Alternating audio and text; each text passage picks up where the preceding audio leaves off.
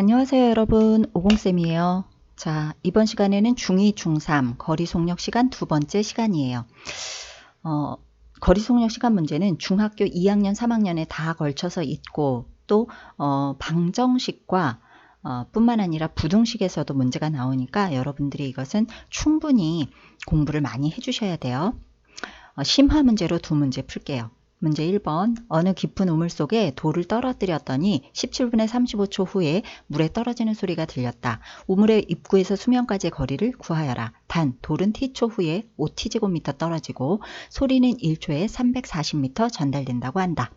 문제를 읽고서 표를 작성하거나 그림을 그려서 간단하게 그려서라도 이해를 빨리 하셔야죠.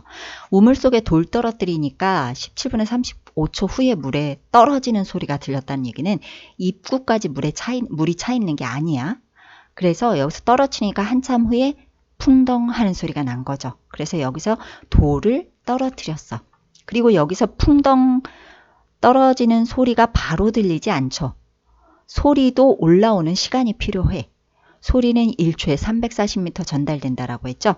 소리가 올라오는 시간도 필요해. 그래서 돌과 소리에 거속시 표를 작성하셔야 돼요. 거속시 이렇게 쓰고, 자, t초에 5t제곱미터 떨어진다. 시간과 거리를 주었으니까 돌의 시간과 거리를 메꿀 거예요. 그러고 나면 두 칸이 메꿔지면 한 칸은 자동으로 나오죠. 그래서 돌의 속력을 알려준 거나 마찬가지죠. 그죠? 자, t 대신에 x로만 바꿀게요. x초에 5x제곱미터 가요. 그럼 속력은 x분의 5x 제곱이니까 5x 약분돼서 5x가 되겠죠. 소리는 1초에 340m 전달된다. 이걸 보시면 그럼 뭐 소리 1초, 거리 340해서 쓰시면 안 되고요. 거리나 속력이나 사실은 다 거리죠. 간 거리예요. 둘 다 미터나 킬로미터로 나와요. 그런데 속력은 다만 거리 중에서도 1초, 1분, 1시간 동안 움직인 거리예요. 속력도 거리다. 단위 시간당 간 거리다. 그래서 이것은 거리와 시간에다 메꾸는 것이 아니라 속력에다 넣으면 돼요. 초속이에요. 340m 소리의 속력. 그리고 나서 돌과 소리가 움직인 거리는 똑같죠. 그쵸? 같은 거리로 움직이잖아. 그래서 5x제곱을 같게 이렇게 놓고 나면 보이는 대로 분모분의 분자 읽으면 되죠. 마찬가지로 340분의 5x제곱. 다 메꿔졌어. 우리가 마지막으로 문제를 보면서 안 쓴 숫자가 있다면 17분의 35예요. 그죠?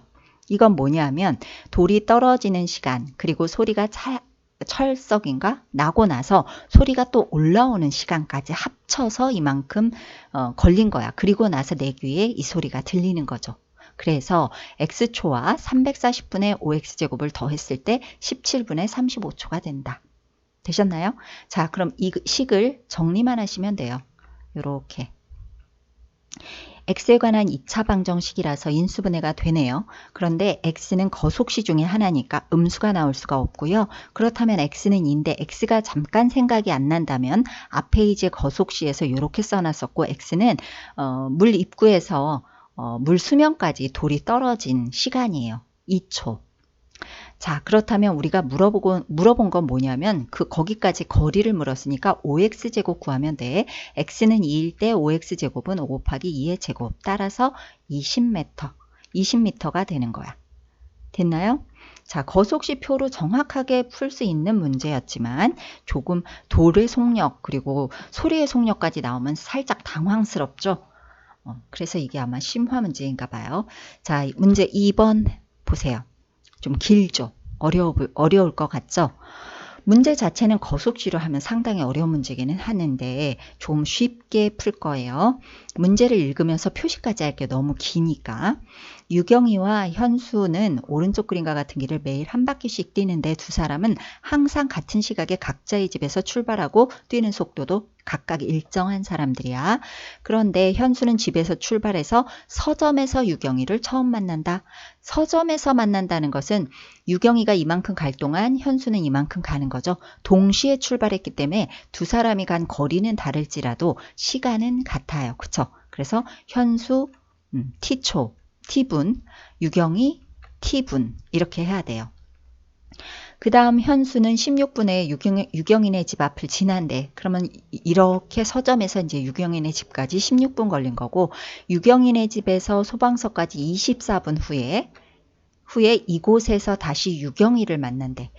현수가 여기서 이 16분, 24분에서 40분에 걸쳐 소방서에 가는 동안 유경이는 40분에 걸쳐서 소방서를 가네요. 반대편으로. 그죠? 각각은 모르겠어. 유경이에 대해서는 안 나와요. 각각 현수네 집까지 갈 때 거기서 소방서까지 얼마 걸리는지 모르지만 여기에서 유경이를 만난다는 얘기니까 어쨌든 유경이도 여기서 여기까지 40분 걸릴 거야. 그거 염두에 두고. 그리고 마지막으로 현수는 이곳에서 집까지 12분이 걸린대. 현수는 비교적 구간별로 자세히 나왔는데 유경이는 더 이상 정보가 없고요. 이때 유경이는 현수보다 몇 분 더 뛰는지 구하여라. 그 말은 같은 거리를 뛰는데 유경이가 더 뛰는 걸 구하라고 하니까 유경이 속력이 조금 느린 거죠. 현수보다.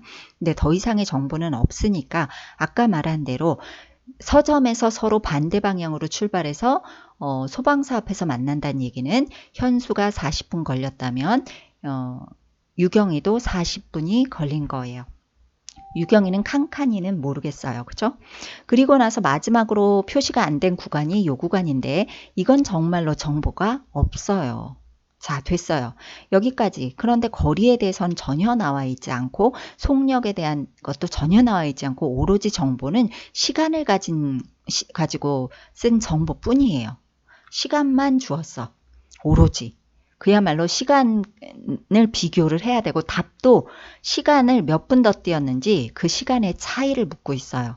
자, 이런 경우 속력도 없고 거리도 없이 시간만 가지고 했을 경우에 시간을 가지고 문제를 풀어주시면 되고요. 이렇게 정보가 하나라도 없는 구간은 일단 패스. 여긴 하지 마시고 이렇게 현수가 16분일 때 유경이 T분. 그죠? 그리고 여기 현수가 12분일 때 유경이는 모르지만 12분 더하기 T분일 때 유경이는 40분이라는 게 나와 있는 이 구간만 가지고 비례식을 쓸 거예요. 유경이가 T분 걸릴 때 현수가 16분이니까 T 대 16. 이들의 속도는 일정하다고 했기 때문에 가능한 거야. 비례식이 T 대 16은. 유경이 40 대 12 플러스 T. 이렇게 쓰면 되겠네요. 자, 그래서 내항의 곱과 외항의 곱은 같다 하고 풀어보면 t에 관한 2차 방정식이라서 인수분해하고 음수는 지운다. 시간이 음수일 수는 없죠. t는 20이네요. 자, 여기 20분 걸렸어요. 그렇다면 요 구간을 알아야 되는데 유경이는 요 시간을 얼마나 걸렸냐?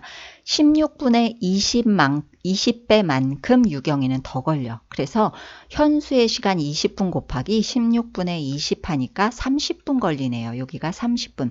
이게 좀 뭘까 싶으신 분은 그냥 t 대 16은 x 대 24 이렇게 비례식을 또 한 번 쓰면 여기가 나와요. 자, 그래서 결국은 선생님은 어떻게 했냐면 현수 t, 유경이 t 지우고 현수 40분, 유경이 40분 지우니까 결국 유경이 30분과 현수 12분이 남아요. 그래서 30분에서 12분을 빼니까 두 사람의 차이는 18분. 이렇게 답이 나왔어요. 물론 유경이 것 모두 더해서 현수 것 모두 더한 거 빼도 마찬가지로 18분이 나옵니다.